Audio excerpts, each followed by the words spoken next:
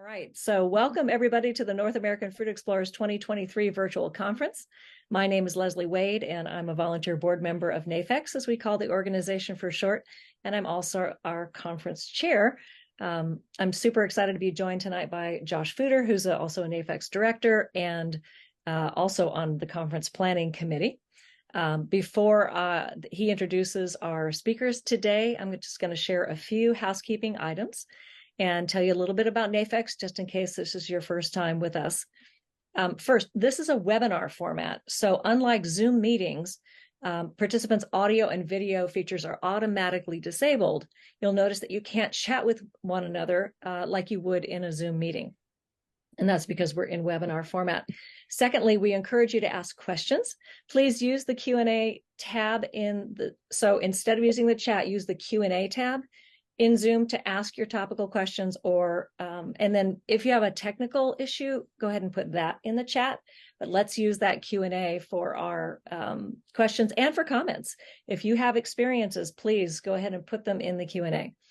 Finally, this webinar is being recorded and will be made available to members and conference participants after the conference at nafex.org, along with bonus resources like printable versions of our speakers' presentations.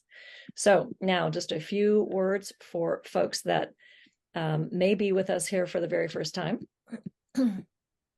NAFEX was founded in 1967, and we're a network of individuals throughout the US and Canada devoted to the discovery, cultivation, and appreciation of superior varieties of fruits and nuts. Our members share ideas, information, experiences, and fruit propagation material via our website, our social media channels, fruit-specific interest group meetings, and annual conferences like this one, whether it's virtual or in person.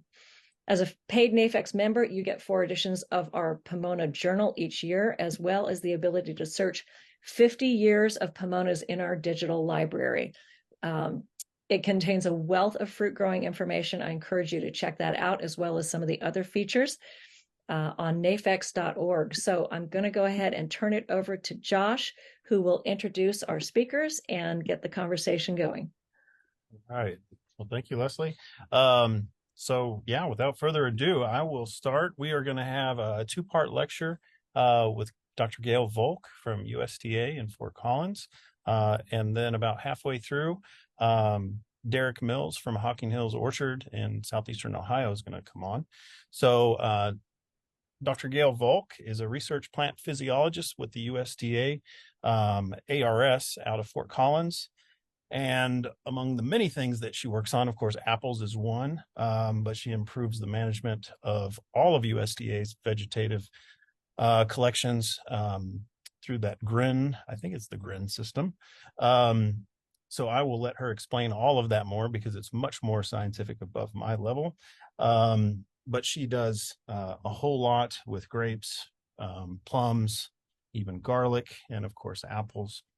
And then, of course, Derek, he is a grower and has amassed a collection of about 1,800 unique varieties on his farm in southeastern Ohio, and uses them for outreach within his community, education, and business as well. So I am thrilled to have these 2 wonderful speakers with us, and will now turn it over to you, Gayle. So thank you. Great.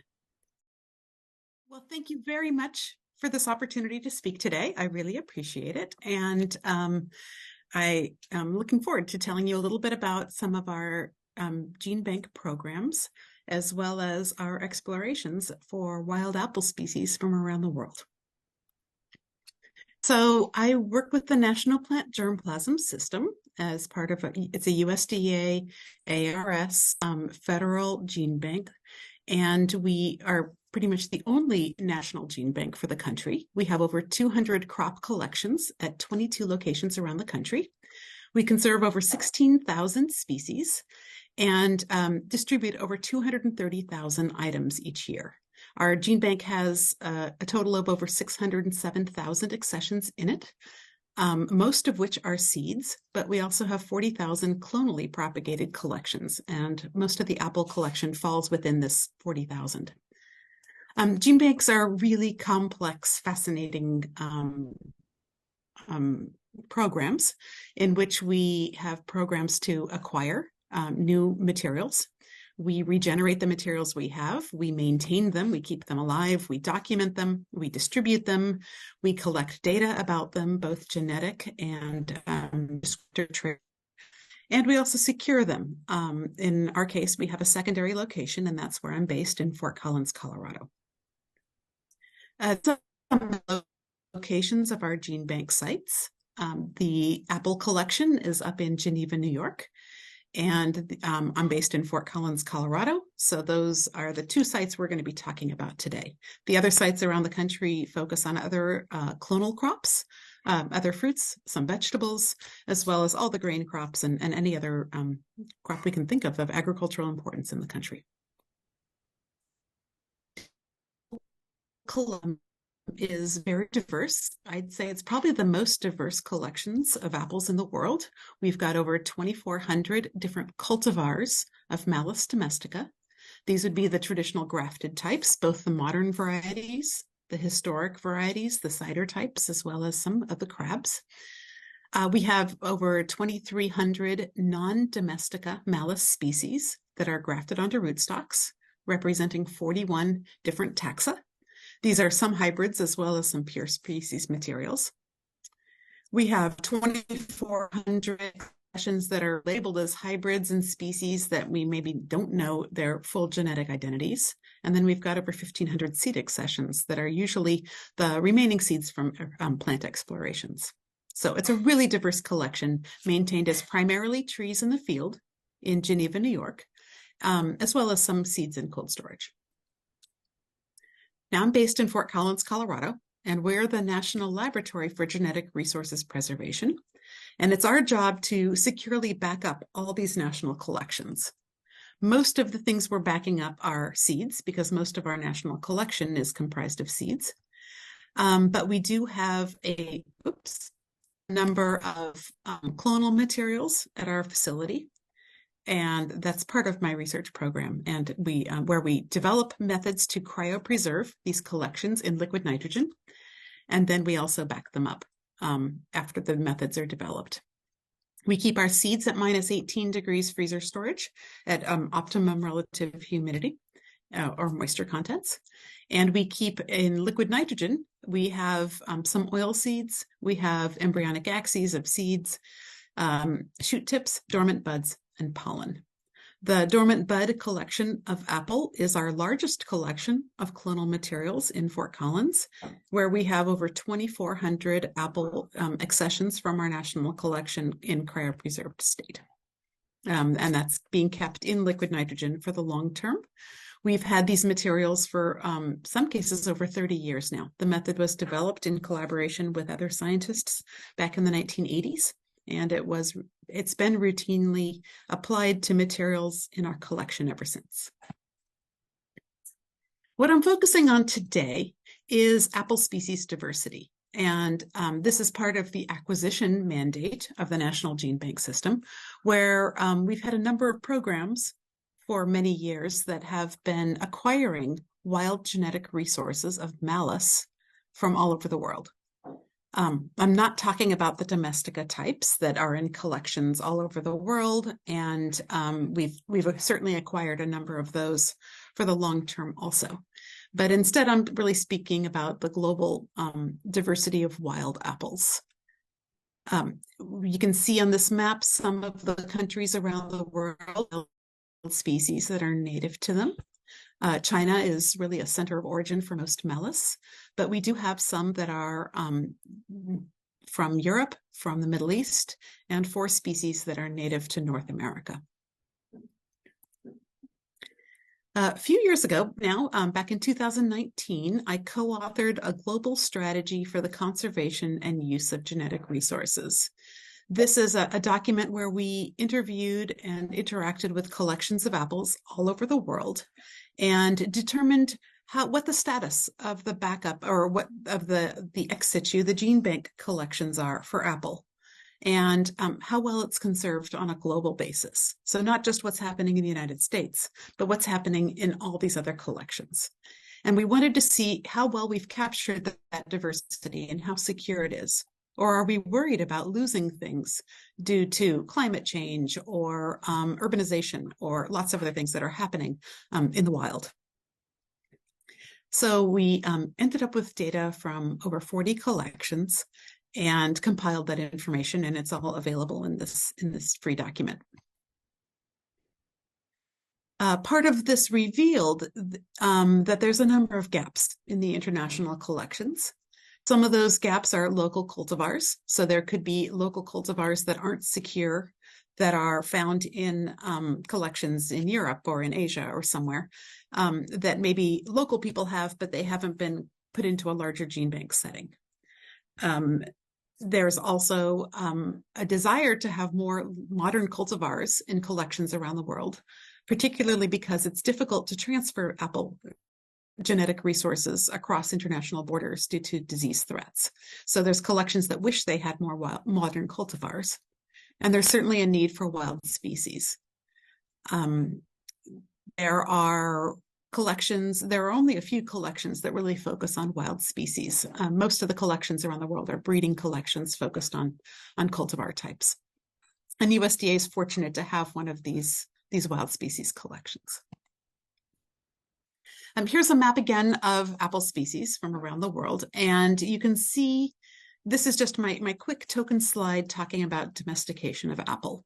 And in the middle, in Kazakhstan, we have Malus severcii, and that's one of the crop wild relatives that's thought to be a primary progenitor. As materials of Malus severcii moved either north into Russia or east into Asia and China, and towards the west through the Middle East on the Silk Route into Europe, there was some integration that happened with other species. So Malus severcii hybridized with some Malus orientalis, as well as Malus sylvestris in Europe. And that created the apple that most of us recognize today as the domesticated apple that we're familiar with, and that has spread all over the world. And that's represented on the far left side of Europe. Those apples also migrated to North America as domestic old heritage types and old varieties, which I'm not really talking about today. This Malus sylvestris, Malus orientalis, and Malus severcii, as the crop wild relatives of the domesticated apple, as the closest progenitor species, they are actually really useful for breeding programs because they could be integressed into or hybridized into the domestica type more easily than some of these small crab-like apples from Asia. So these have a lot of potential, and they also carry disease resistance that's of interest. So it's important for gene banks to have species collections of these materials available to the breeding and research community for future advancements in apple. A little bit about collection trips that have happened, particularly in Kazakhstan, where Malus severcii was collected in the late 1980s up into the mid-1990s on 4 collection trips sponsored by USDA. And Phil Forslund has spoken quite a bit about this and has published some great papers about his efforts to collect Malus severcii in Kazakhstan and other Central Asian countries. These are some photos that are from his trips.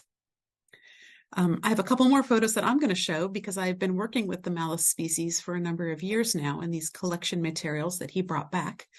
I'm not going to go into all the work we've been doing with those species, but I will show some photos that I took when I was in Kazakhstan in 2018 and 19.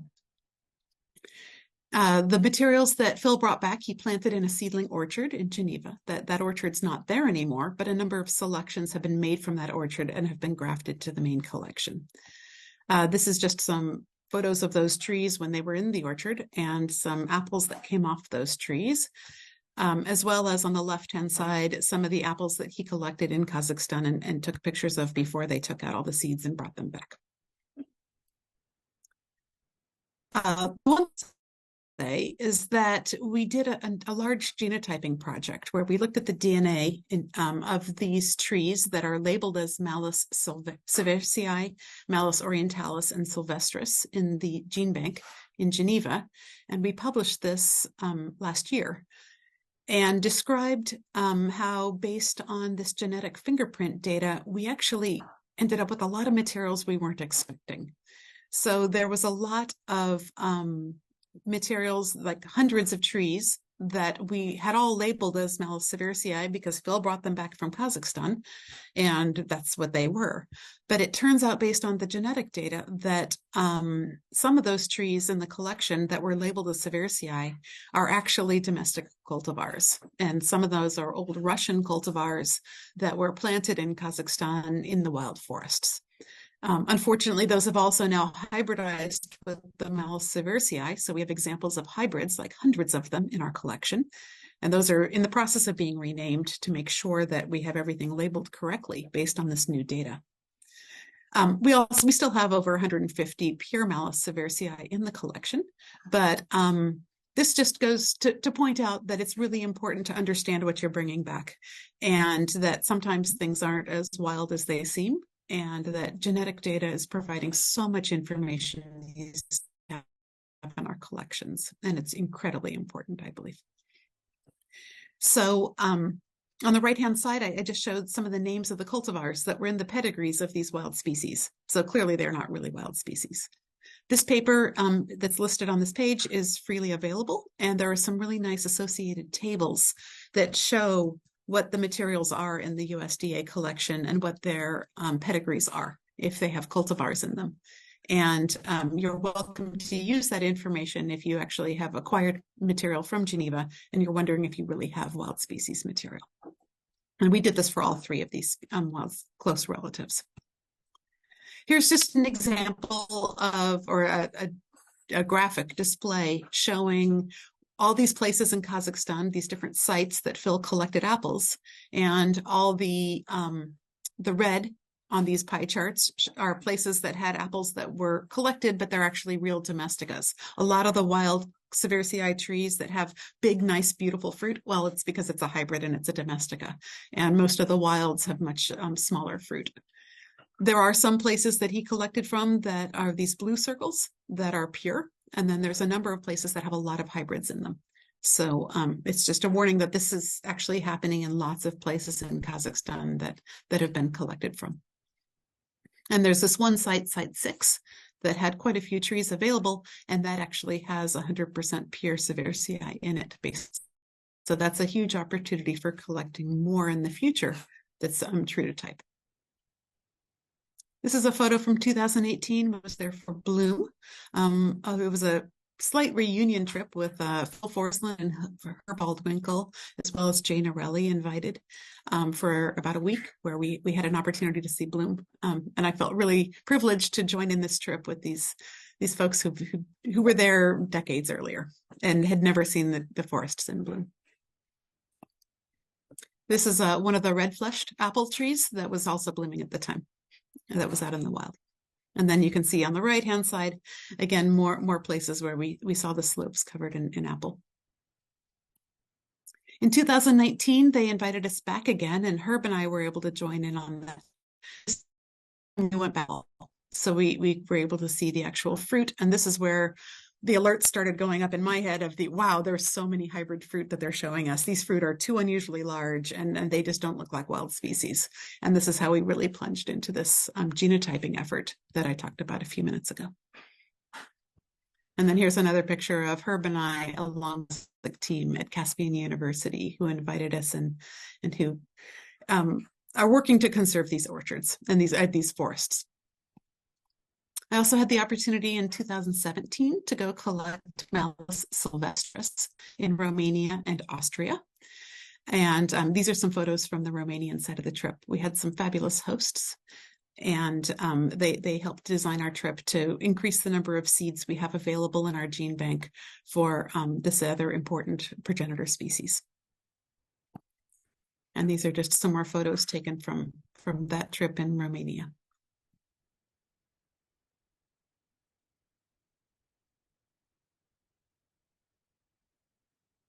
Okay, now I'm going to transition to the species that are not the closest relatives. And this is a different set of genetic data that we published a while back, and it's using chloroplast sequence data. So we can look at chloroplast sequence data to see the big picture of diversity in Malus. The fingerprinting is really precise, and it doesn't actually apply to the more distant species because they're so diverse and so divergent from the domestica type.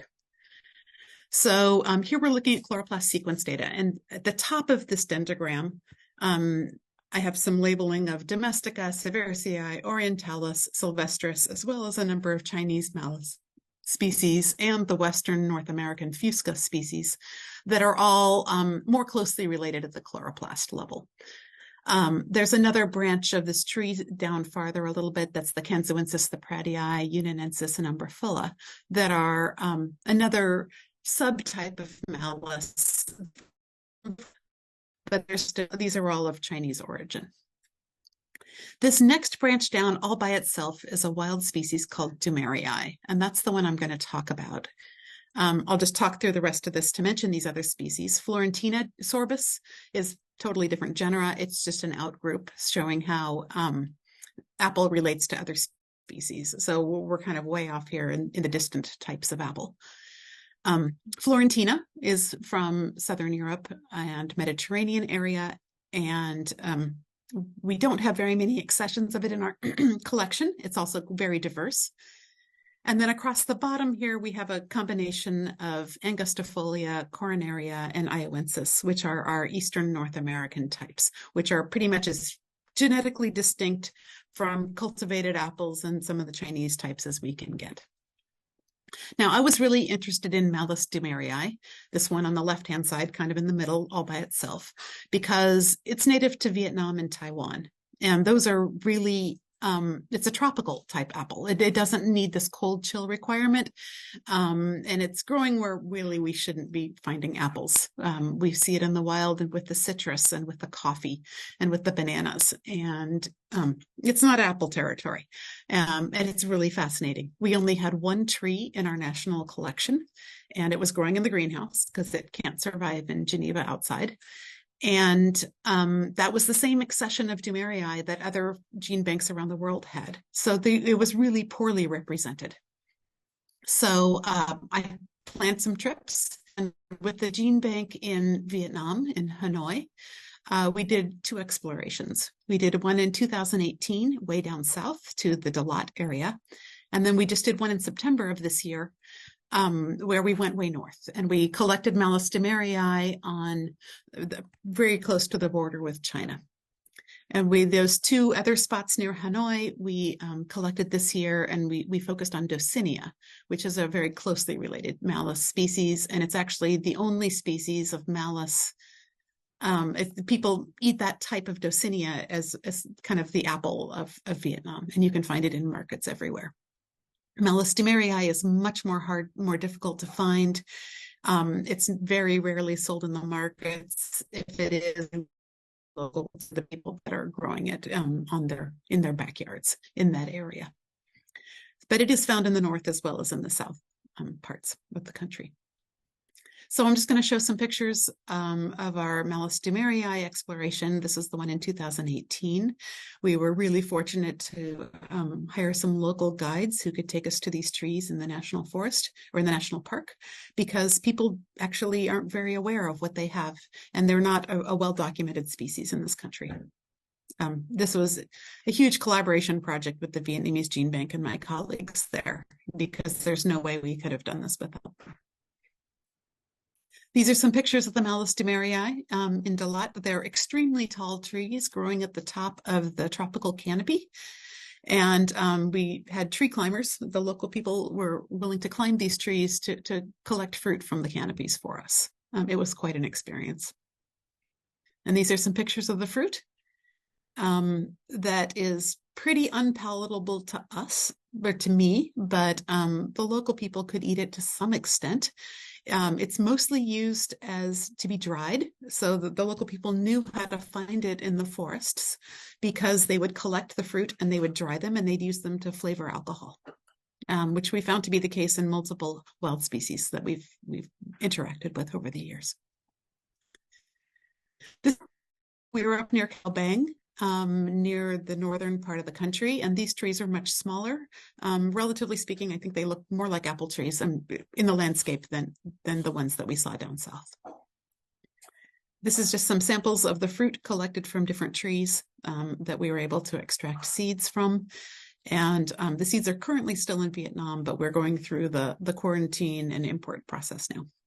All the seeds that were collected are going to be split between the two organizations. I'm just going to have, this is my one token slide to talk about the Historic Fruit Tree Working Group that has been around now for a few years, working to use DNA fingerprinting methods and other genetic and geographic methods to document materials that we have in the United States.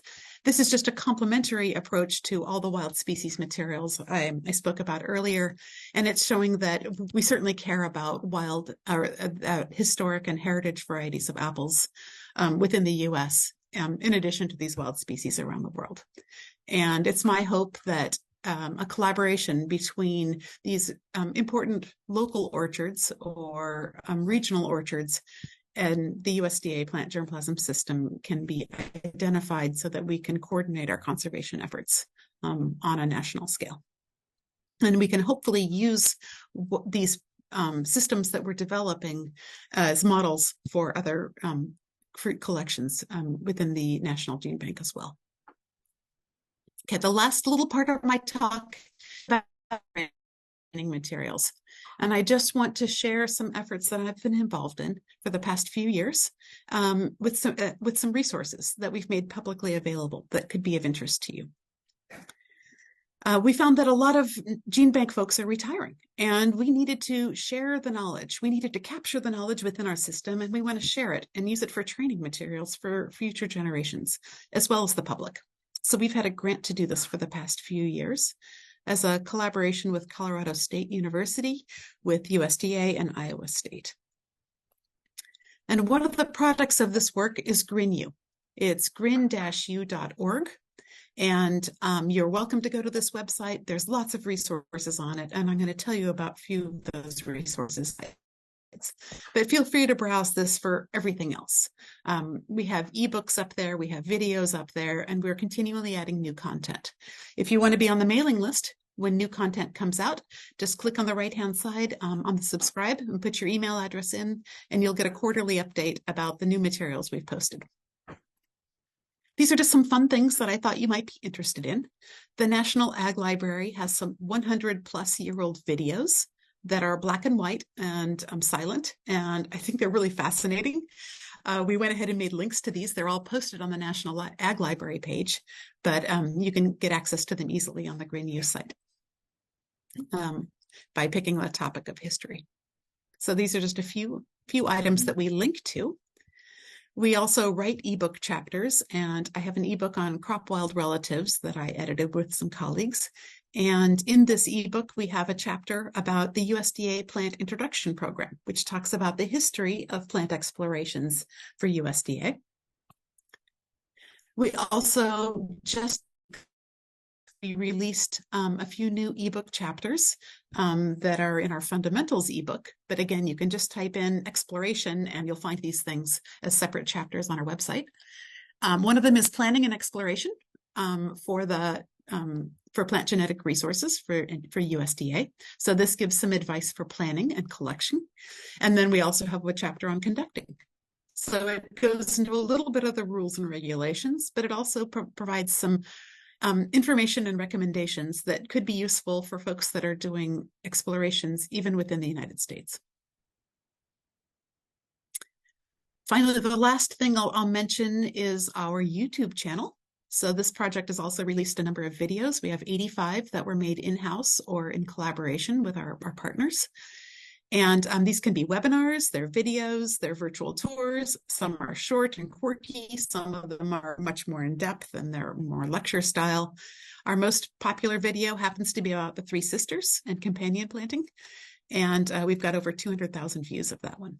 So if you want to see what we're releasing from our YouTube channel, feel free to subscribe here. or subscribe and find out about the latest updates from this channel as well. Everything's fully public and can be used by anyone, anywhere. And then the last thing I'll mention is that we have some playlists on that YouTube channel, and one of them is about our building. So we had plans to make more videos, but we only have 3 that are released right now. And we're the NLGRP virtual tour, where we talk about conserving plant diversity. We talk about how we store seeds at our facility. And then we talk about, I've got one on apple cryopreservation that I narrated that goes through the procedures that we use as we collaborate with the National Gene Bank collection to receive materials, and then what we do to actually freeze in liquid nitrogen and successfully revive these. In video format, there's also ebooks that talk about the step-by-step procedures. So with that, I am finished with my presentation, and I want to just acknowledge all the collaborators I've had for a number of years on all of these projects that I'm mentioning. I didn't assemble a slide to describe everyone's names, but there are a lot of participants and collaborators throughout the world. So thanks. All right. Thank you, Gayle. That was amazing. That was amazing. I learned a whole lot of new things, and I've heard you talk before. So, yeah. All right. Well, so now we'll turn it over to Derek Mills, who I introduced earlier, but just a little reminder. Derek Mills, Hocking Hills Orchard, and he was the cover of the American Fruit Grower magazine about a year ago. I had at least 4 or 5 of my colleagues send me copies or the cover and ask me if I knew this guy, and was proud to say that I had spoken to Derek on the phone prior to that, but we get to hear from Derek and all of his experience growing apples. So thank you, Derek. Okay. Should I try and bring my PowerPoint up? Let me see. Yeah. Anybody see that? You got it. Okay. All right. Well, this is going to be a little bit different then. It's sort of it's funny when people come into the orchard. I always tell them we're not really a normal orchard. We're more of like a living history museum, because I love history and I love growing stuff. And I've been my dad was in the Air Force and retired from that, and so we moved all the time. And then I was in the Army, so the same thing. So I've lived around the world, and if there's anything I always liked when we would go somewhere, it was you know, like for my dad especially, when we lived overseas, we lived on a village. We never lived on an Air Force base. So I've lived on a village in the Philippines, Okinawa, Japan, Puerto Rico. And then when I was in the Army, I tried to do the same thing. I would try to get out and be, be with the people. So, and having a love of history. So it is funny when people come to our orchard, if they haven't been here before, they get a little bit of a talk about NAFEX, and they get a little bit of a talk about the importance of diversity, not just having 12 varieties that make up so much of the volume grown in America. And but for the international stuff, I'll just tell some of the little anecdotal stories from people that have come here. So this is one that I've grown forever, and I used to call it Dacio. And then a couple years ago, we had an Italian family came here, and their grandmother was coming over from Italy. And they were like, "Oh, can we bring grandma, come up here?" And I said, "Yeah, sure, that'd be great." Well, when she gets here, I'm doing my little spiel. And she looks at me and she goes, "Derek, it's not Dacio, it's D'Ezio." And she did the little hand thing, which just cracked me up. So I've always remembered that. And this is probably one of the oldest varieties that we grow. And so when I take apples to like the local schools or historical societies come here, I always say it's really not the best apple, but the very fact that it's been around for so long makes it worthy to grow to me. So then here's another one that we grew, and that's not the best picture. Hey, but that's Derek, sorry, not to interrupt. Yes. Can you play slideshow in full screen in PowerPoint? That might fill up the webinar screen better. All right, let me find it. Hold on. It looked like it was. Well, we're just getting the side view. So if you play. Oh, are you? Okay. Yeah. Let me see. You can go up to the slideshow nav at the top and drop that down. Okay. Or kind of in the middle there, it says slideshow. Over. To the right. To the right, okay. Slideshow. Well, actually, that you were probably on it, but there's a little. Oh, I see slideshow right there. There you go. Does that make it better? We'll do from current slide. From current slide, okay. Oh, okay. There you go. And that should fill up there you go. Look at there. that better? Yep, much better. Thank you. Okay. All right. So these are just some of the different ones we grow from around. I wish I'd have thought to put them in a better of a kind of a sequence, but I'll just say a funny thing about this. So when my wife and I have two little kids, believe it or not, Ohio actually has a part that people come to for, like vacations and tourism kind of stuff. And it's called the Hocking Hills, which is why I named my orchard what I did. So we're in the southeast corner. It's a little bit hilly. They call them the Small Smokies or the Little Smokies. Well, one year there was a family from England that was coming to Ohio. They were, people from Europe take these big long vacations, and they were going to stay 5 days at our place. And they were coming just when the apples were at their peak vacation or peak diversity, I guess, for us. So he's got a YouTube channel, and it was the funniest thing. We're up there at the cabins, and they've got a little fire going, and he's eating Cox Orange Pippin, Bramley Seedling, some of these Wheeler's Russet, and he says to me, he goes, "Why in the world can I eat these apples here in Logan, Ohio, of all places, but in England you can't even find these apples even growing?" And I said, "Well, I guess that's a good thing about, a nut like me that grows this kind of stuff, that, there's still some diversity where you can find them." So that was pretty neat. They had and their YouTube channel, he's, and this is another one of the ones that they ate. It actually has like a pineapple flavor to them. And I think that's, like wherever you're born, right, there's some kind of memory is like the stuff that we eat as we're a kid, right? And so we've had people come here, especially Columbus is a big IT city, and there's a lot of people that come from all over the place. And every year, if it's we have Japanese families that come down, they want to eat, the varieties they remember growing up eating in Japan, or it's, English. Like last week we had, even though our orchard we're finished for the year, I had 8 travel writers here, all want to talk about the orchard and different things that they grow. And there was a lady from England, and so I had some of these pit mess and pineapple for her to eat, and she said she remembered eating them as a kid. This is another one that's from England, and it's one of the things that I think is like a niche for us is we have so many different varieties that are red, orange, or pink on the inside, and they're good apples. They're different, they're fun to grow, and especially like when I take these apples to the local schools down here, the kids are always like, "That's not an apple," because you'll bite into them, but it's just a really good one that comes from England, Discovery. This, of course, is Cox's Orange Pippin, and the funny thing about this, there's one of the head marketing guys that's here in Hocking County where we live, and he's from England, and he says, like, he comes out every year when these are ripe, and like, it's just another thing to him that's so funny. He goes, "In England, mainly what you find are Gala and Gold Delicious," right?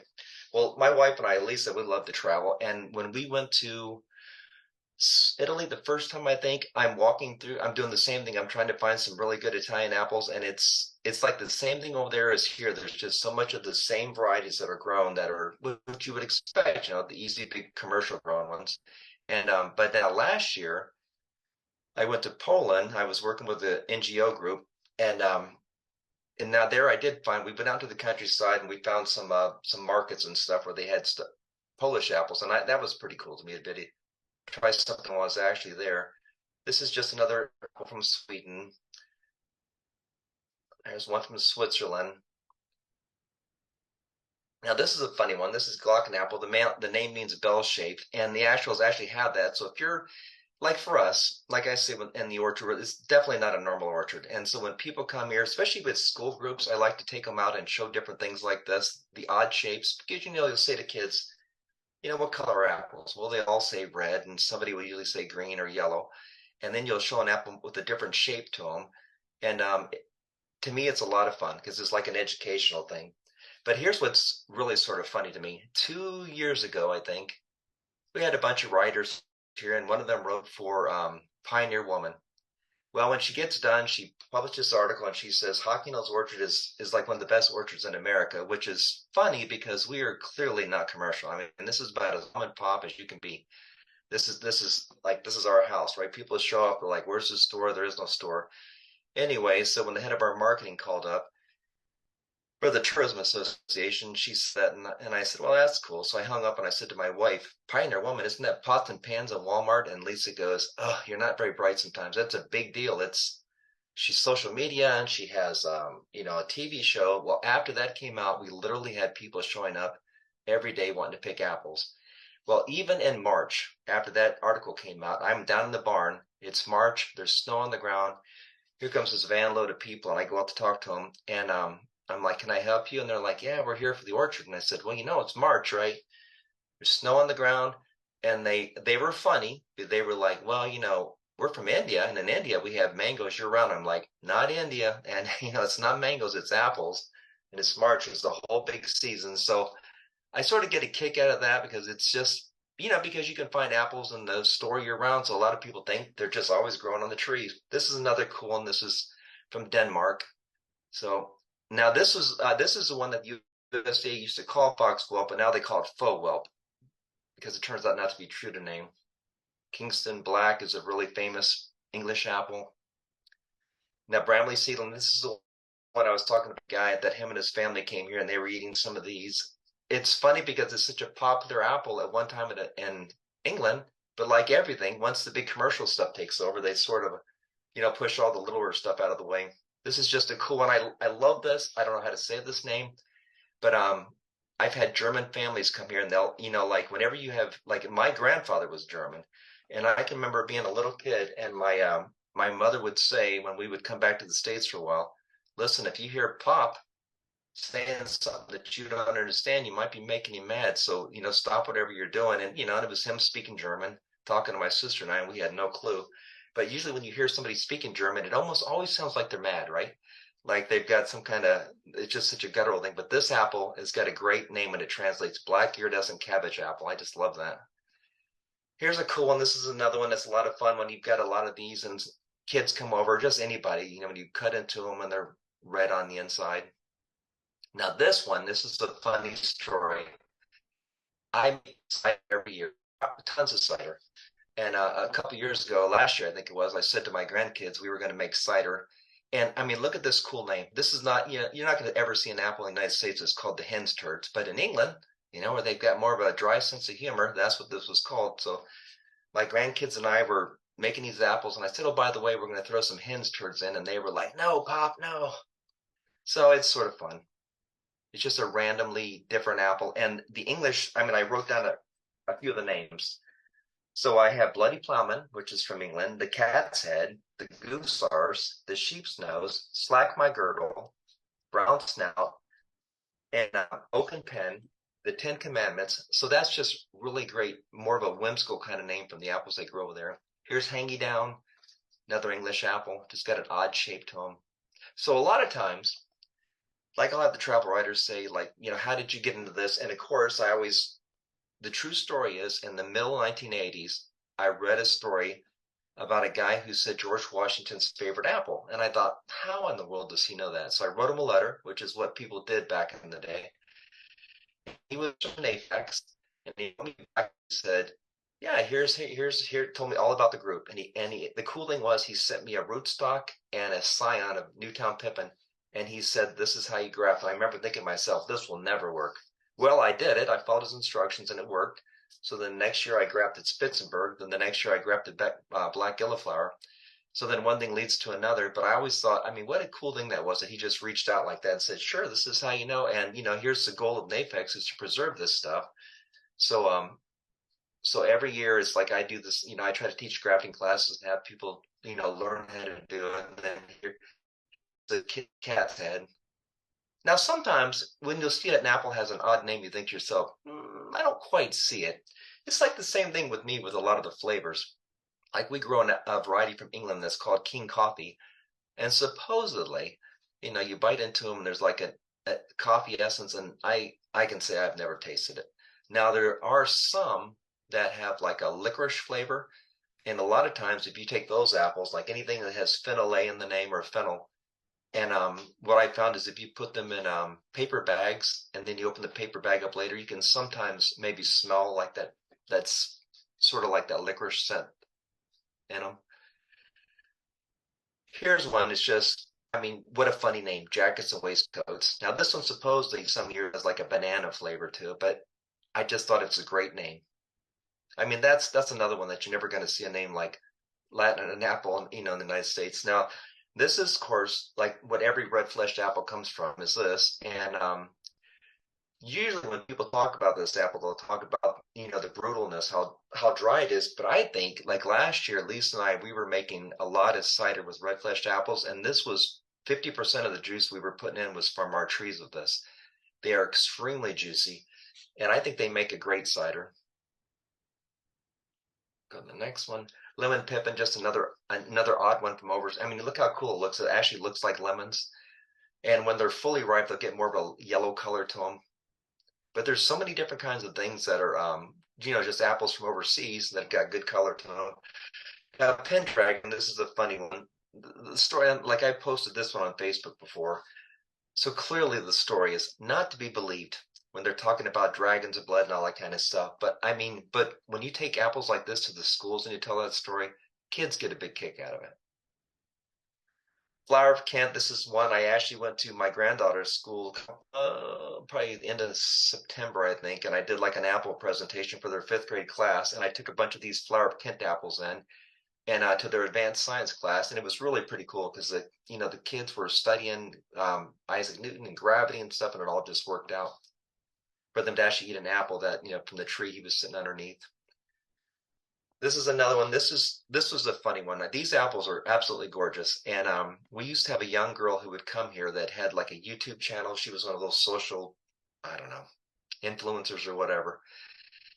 And she would go up in the orchard and she would pick apples and she would, do this whole big thing where she's roaming around.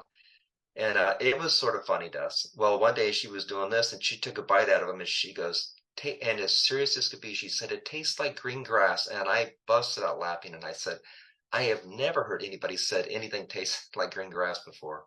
But that was what she thought. So, and I think that might be it. So, like what I was saying, one of the funny things about what's unique, I guess, or what works for us is since we have we're in the tourism business, we always have a lot of the travel writers that come. And so I get an opportunity to really push NAFEX, and I mean every single person that has been out here, they're always like, "Tell me that name, tell me that group again," and so it's a lot of fun. So, All right. Well, I will help us get through our Q&A. So Gayle, if you're still around, I'll start with the older questions from the start first. Okay. A lot of our questions were related to just kind of the dispersal of germplasm material from USDA. So maybe could you describe sort of how those requests work, who gets it, who doesn't? Maybe just a little bit more on public access to those germplasm collections. Yeah, so the USDA Gene Bank is intended for research and mostly plant breeding types of efforts to the academic communities and some industry. We aren't intending materials to go out to the public. We don't have the budwood for that. We don't have the resources and the people to harvest and ship all the materials that the public would want. And some of those rules have been shifting in recent years to limit some of the previous years of distributions that were happening. And it's mostly for economic reasons. It's expensive to maintain a gene bank and to send things out. Yeah. That being said, and this is one of the reasons why I'm really interested in networking with local collections, because it makes a lot of sense for us to receive material requests and then say, that's not this. It's not our mandate to be sending this out. However, work with these folks. It's available through Seed Savers, or we've genotyped it. We know that the same genetic material is available from these other people, or a nursery, or some other industry that we should be supporting. So that's one of the end goals that I have in some of the local collection work that we're doing. Mm-hmm. That being said, I can speak a little bit more generally for the National Plant Germplasm System in that we do have a lot of fruit crops and a lot of folks that are interested in. And I think there's the Davis collections will actually bundle things up for some of the California collector groups. And they'll do one big distribution. And then it saves on shipping and everything else if you do it once instead of lots and lots of them. And then they let those organizations distribute within the group itself. I think the Apple has done a little bit of that even this year, perhaps with the Maine collectors or the main orchard groups. So there could be some arrangements that could be made that really decrease the amount of burden on the gene bank for distributing to private owners, because that's really not the main purpose of what our collections are intended for.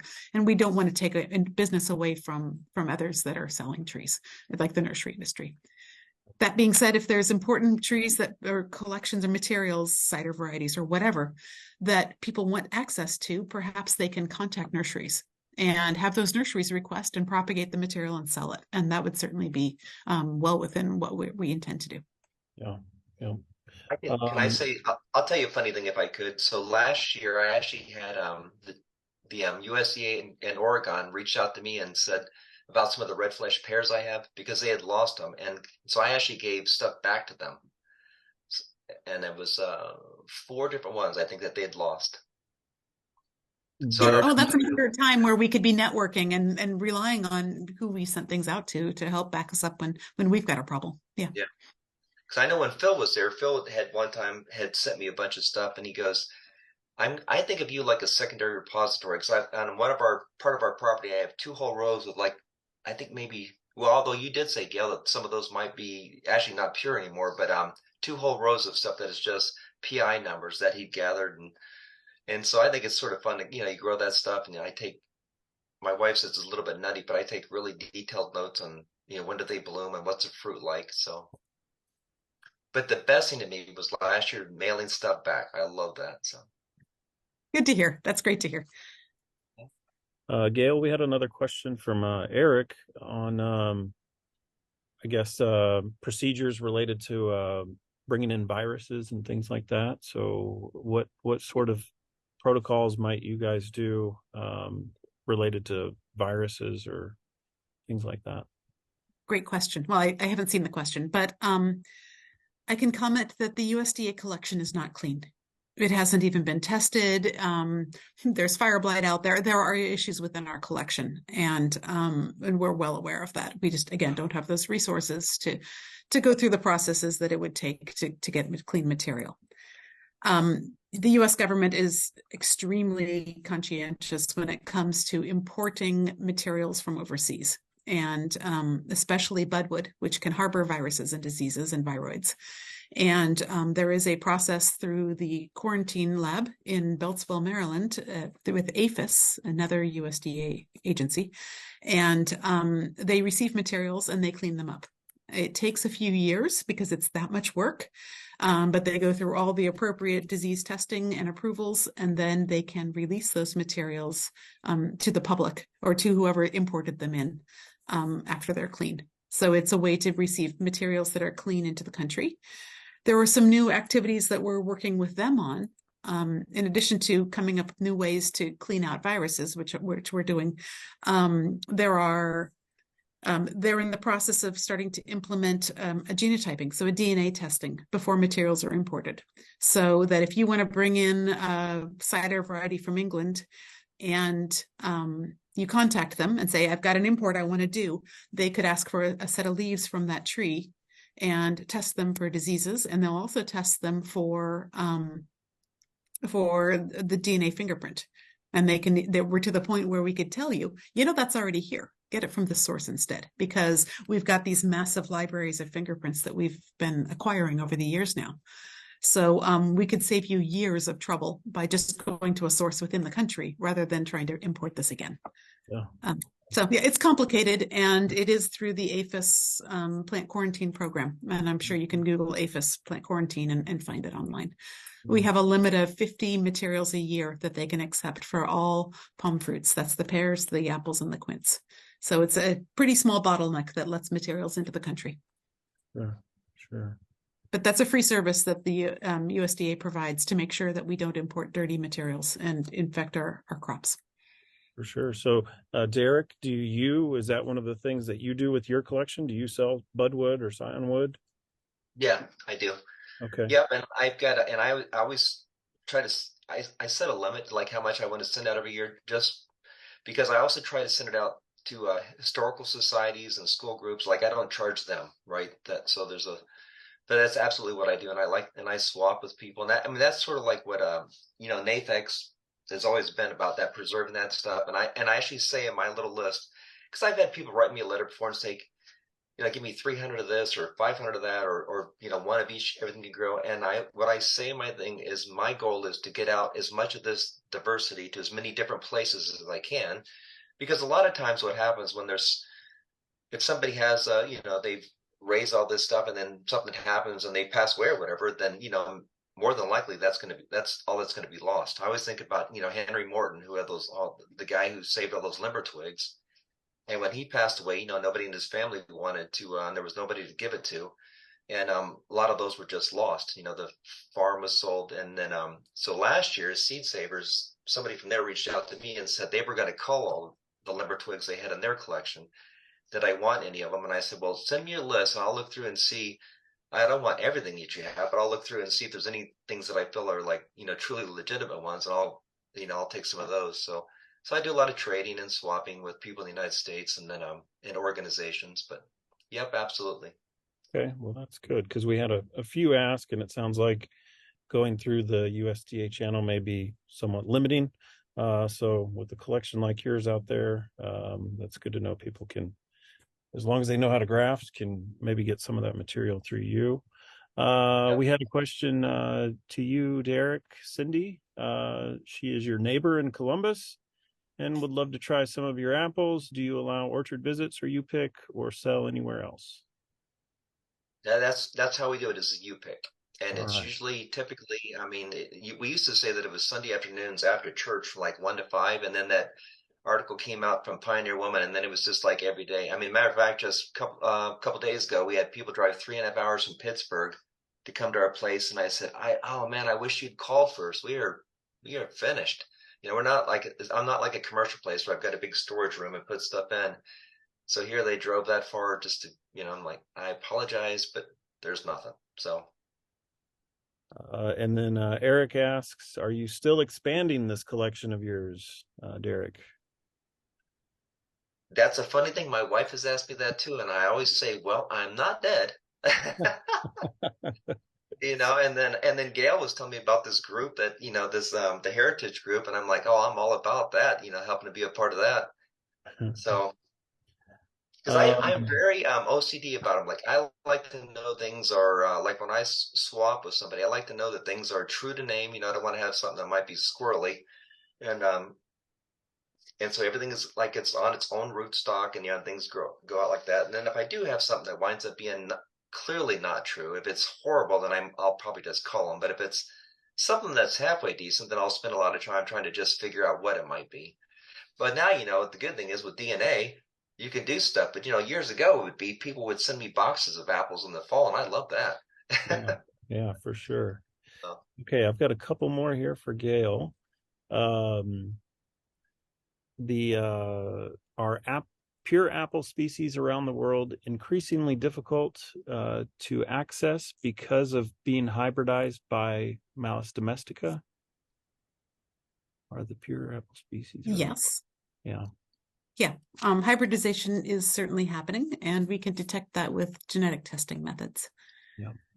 In some cases, the species don't hybridize very much. The North American species have very limited numbers of evidences, I think, of hybridization with domestica. But there's others, like the closer relatives are more problematic. Europe, Central Asia, it's happening there because apples grow really well in those places. Yeah. And then we have another one here. John in Ohio.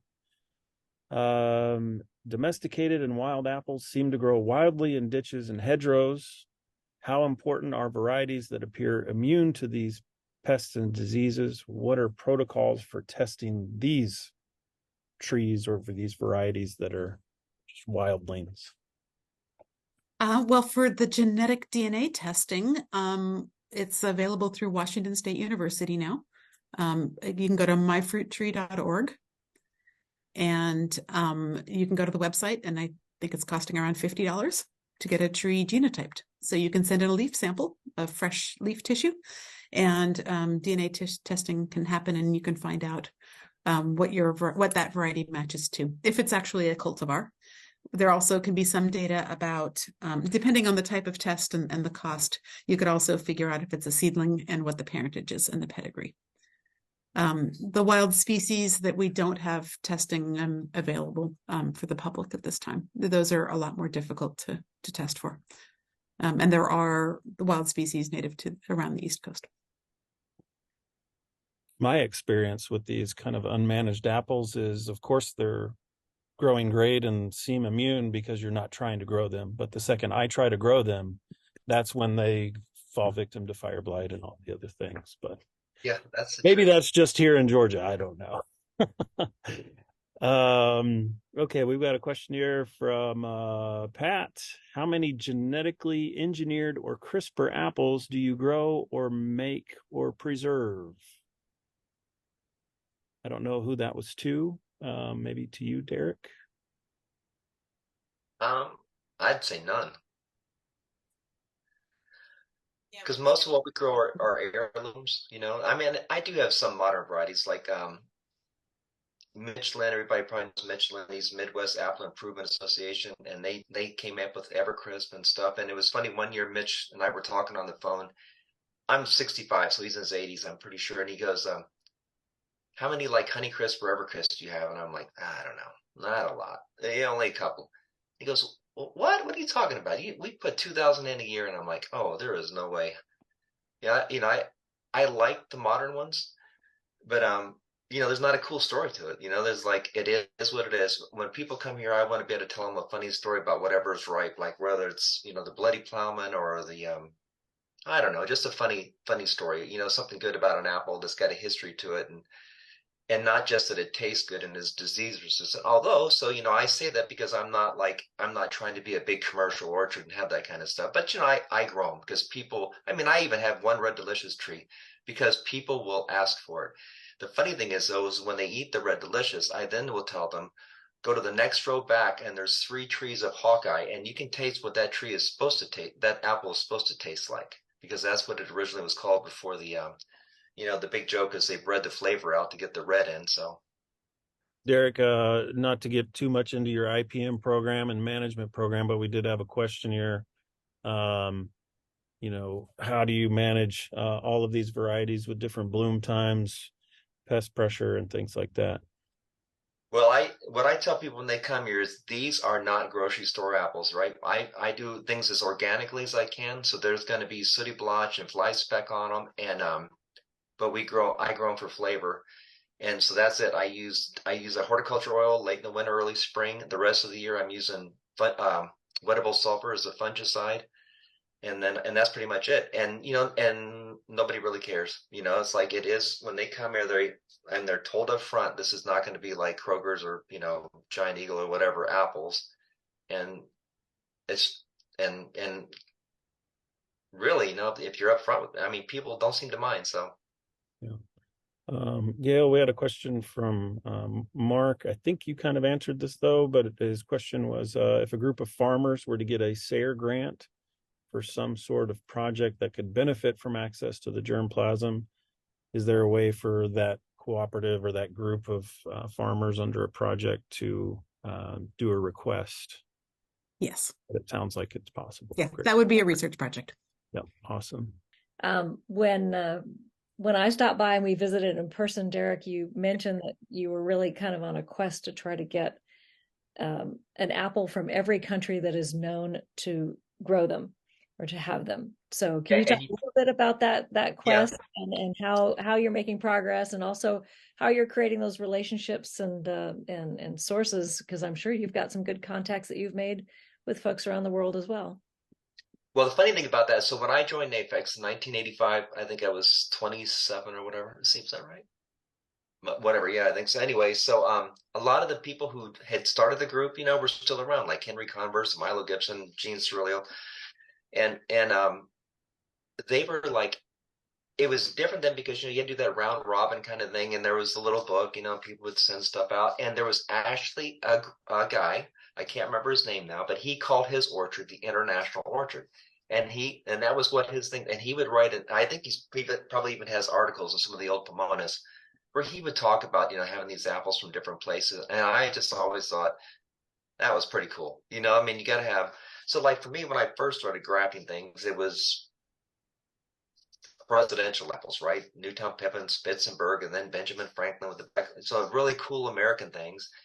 And then all of a sudden it was like red fleshed apples, you know, from Round Fishman out of Green Mantle out in California, you know, the Albert Eder apples and all that kind of stuff. And then so then I thought, well, I'll grow all of I love the Albert Eder stuff, so I'll grow those. Although anymore, my favorite one of his is Eder's Gold, which is absolutely fantastic apple.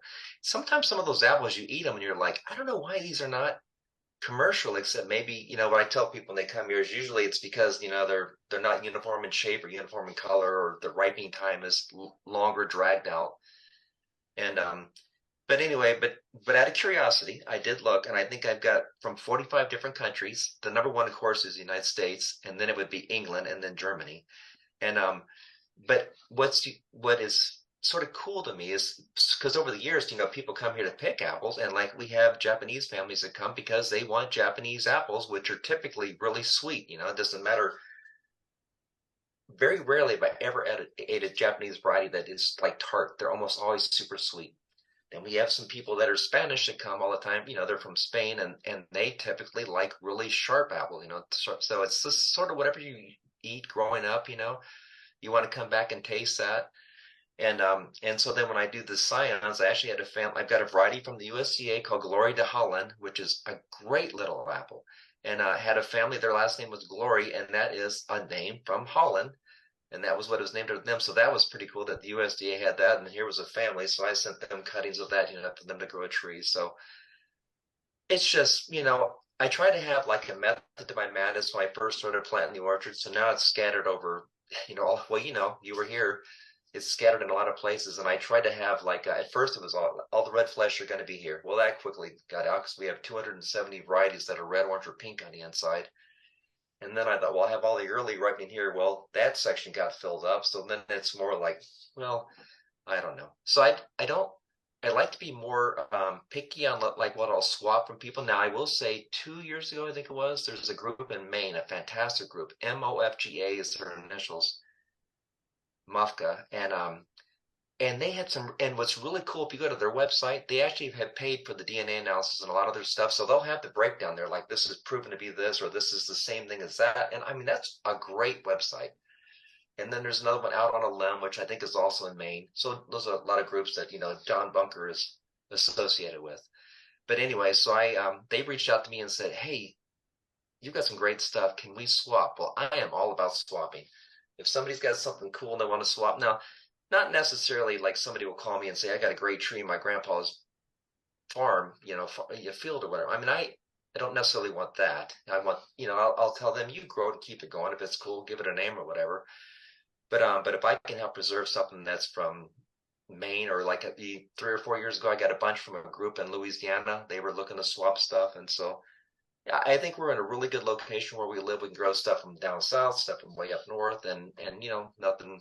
The only thing that really struggles here is Pink Pearl was the first red fleshed apple I ever grew, and it's the one I have the most of, and they are just a pain in the rear to grow. As a matter of fact, I had an email today from somebody talking to me about that, and I said, I'd tell you grow something else. It just doesn't grow here, and he's in West Virginia, so it'd be the same struggle for him. And so I gave him some other recommendations. But in California, it probably grows fantastic, just not here. It's more, it needs more spraying than I wanted to deal with. So, yeah. Yep. All You got right. some more questions there, Josh, in the list? We pretty much covered them. Okay, then I have one other. I was fortunate enough to go recently to Massachusetts to the 4th annual Wild and Seedling Pomological Exhibition, hosted by Matt Kaminsky, who's on Instagram as Gnarly Pippins. And his quest is to give people a forum for sharing wild and seedling apples that are thriving for the lack of human intervention.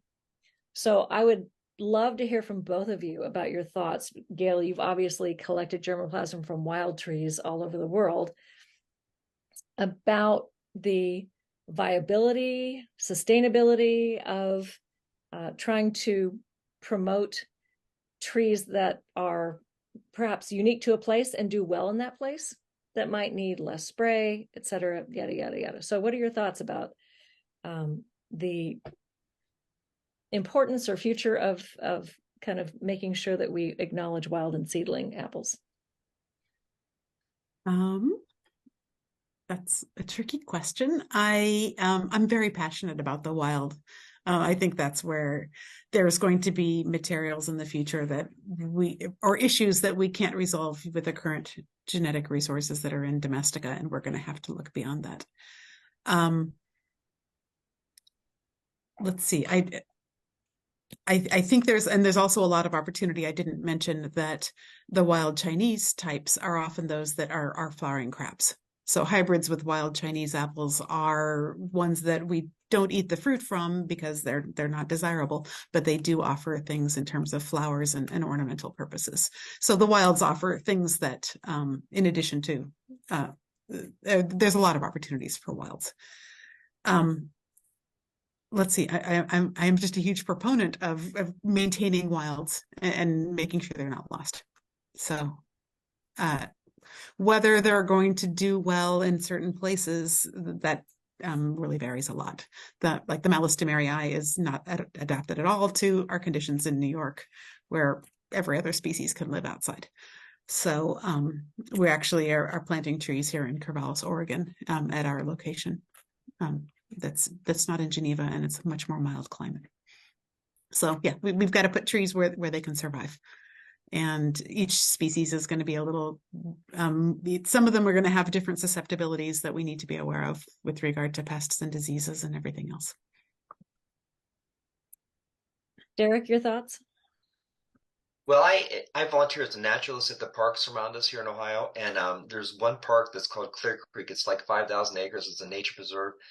And years ago, probably like 97, 98, whatever, I'm out hiking. I'm part of the park that's typically off limits unless you're you're part of the association. And I'm checking on stuff because it's 5. And there was an old home site. So I'm hiking trying to get to this site because I want to check things out in the spring. And because I read some history of the park, and there was a family there that had planted their own, they would just take the apple seeds and plant them, and just like how, you do back in the day. And I actually found 13 trees that were still growing and some of them had fantastic fruit on them. And I thought, and nobody had been back there probably unless they were hunters or something maybe, but nobody had lived back in that place for decades.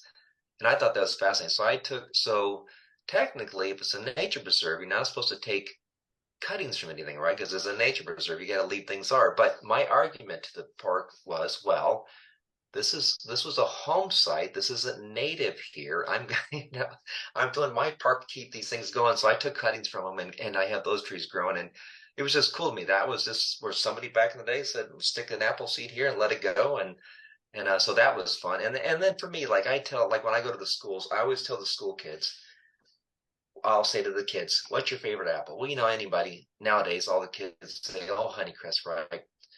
So I always do my little spiel about it. Well, if you take a Honeycrisp seed, you're not going to get a Honeycrisp apple. But if you take a seed and plant it, you can name it whatever you want. Name it after yourself, your grandma, your whatever. And so like this year, the last batch of apples I took, I had some Arkansas Black and a Pitmaster and pineapple. I had about a dozen different varieties for the school group that I went and did. And I did the same thing. Take some of these apples and I always give them a little form on how to do it so they can grow their own apple tree from seed. And what's so funny about that is my son is 38, and when he was a kid, I would do the same thing for his classes. Well, Lisa and my wife have got a little wedding business, and we were doing a wedding like 4 years ago maybe, and I see this young girl looking at me, and she came up to me afterwards, and she goes, "Are you Brandon Mills' dad?" And I said, "I am." And she goes, "Well, I was in his class, and you came there and you told us about growing a tree from seed." And she goes, "We actually did that, and we put it on my grandmother's farm.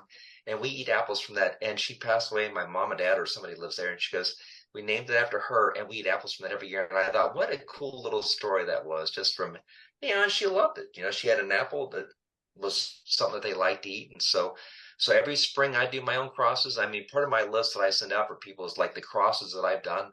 Because, I was a programmer for IT. So I a lot of stuff, I drew these little charts. What genetics do I want? What am I hoping to get? And I'll cross this stuff. And then when spring comes around, I cut the petals off the flowers so the bees aren't attracted. Each cross gets their own individual brush. I do my little thing, and then I mark the branches and hopefully get that fruit. And then I usually graft them on some kind of dwarf rootstock to get them, fruit quicker, so I can make sure that I got some worthy. And then I give them a name. Like one year I did winter banana and Dodds banana, and the fruit I got from that, I told my grandkids this is gonna have the best name ever if it's halfway decent. So it had some fruit. My grandkids said, "What's the name?" I said, "We're gonna call it monkey farts." Because it was two different banana varieties that I'd crossed, and I thought I'm gonna be cool like they are in England and have some whimsical, funny name. So there you go. So anyway, so yeah, I like to grow the seedlings and stuff so it's a lot of fun. I mean, you never know. You might get something, pretty neat. But here's the funny thing. So Michelin, I got to talk about Mitch again. I was up at Mitch's house one day, and so they're the ones with Evercrisp, Sweet Maya, let's see what else, Sweet Zinger, and we were up there, and he had a gorgeous looking yellow apple, just absolutely gorgeous. But he doesn't want yellow apples. He wants red. And he said, and I'm sampling. I'm like, this is a great apple. And he goes, no, we're not going to propagate it. So I had him give me cuttings of it so that I can grow it. But because it was yellow, it wasn't worthy. Because now they're a big, huge commercial orchard. People want yellow apples. And I don't care. I didn't bother me one bit. So, but that was when it came out and it had yellow, he was so disappointed because he thought the crosses that he'd made, it was going to be something, and it was a great tasting, just he didn't like the skin color. So yeah, my favorite name from the exhibition I just went to was Compost Toilet. That was one of the names. But people can send their apples in, and he's doing it every year. So Derek, you might send some of your favorites, and he publishes a book with beautiful pictures and descriptions. So I think anybody that's got a wild seedling apple should send that off to him. And he's at gnarlypippins.com. So that's very cool. There's a group in New York City, because they've reached out to me before. I'm trying to think of the name of it.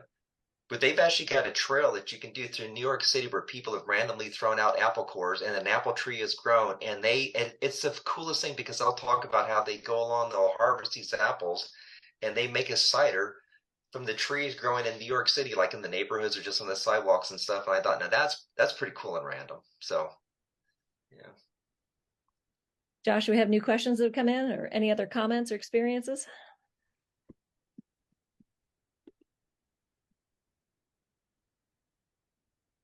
I answered some questions online also, just to cover them. I think we got through basically everything. I mean, most of it was specifics of what Derek's doing and then how the GRIN request program works. So great. We got everybody covered. Keely, a couple of folks commented here in the chat, so I'll just say John Cummins said that he imagines his brother Stephen Cummins has quite a bit of germplasm. Of course, Stephen's with Cummins Nursery in New York. He and Dad, that's Dr. Jim Cummins, bought out the New York Fruit Testing Association many years back, though the scions would probably be for sale. And they do sell scion wood, and I think they do their best to sell very clean scion wood as well. Keely said we have on our farm one on our farm that birds planted beside our sewer lagoon and it gets plenty of water. Of course, we call it the sewer apple, and it's the best apple on our property. That's great. Very cool.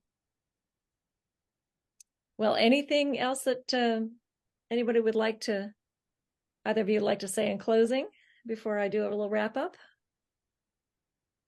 I just want to thanks for the opportunity. This has been fun. I enjoyed it.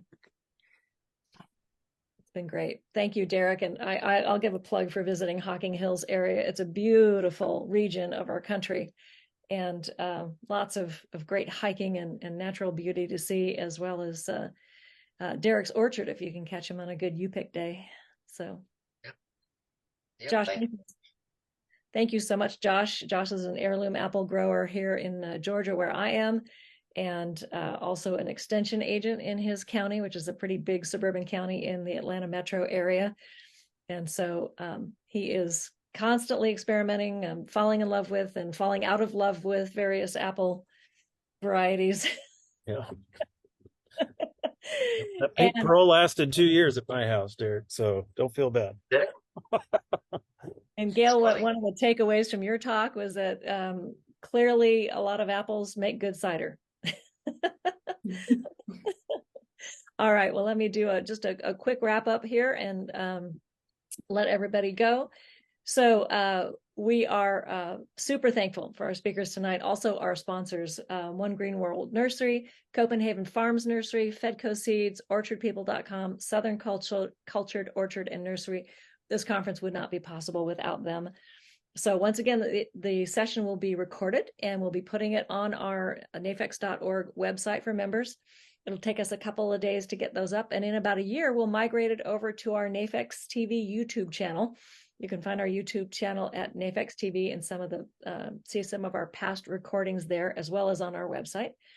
And there'll be some other downloadable content, including PDFs of the presentations that we had today. So don't miss our upcoming sessions in the 2023 virtual conference. It's going to be super exciting tomorrow. We've got 4 awesome sessions. 2 of them are on various aspects of the business of fruit growing.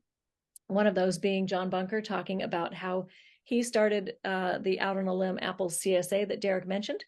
And of course, Fedco Seeds, the Maine Heritage Orchard, all the things that he's been involved in. So stay connected with us on social media. And again, thank you everybody for coming tonight and being part of this conversation.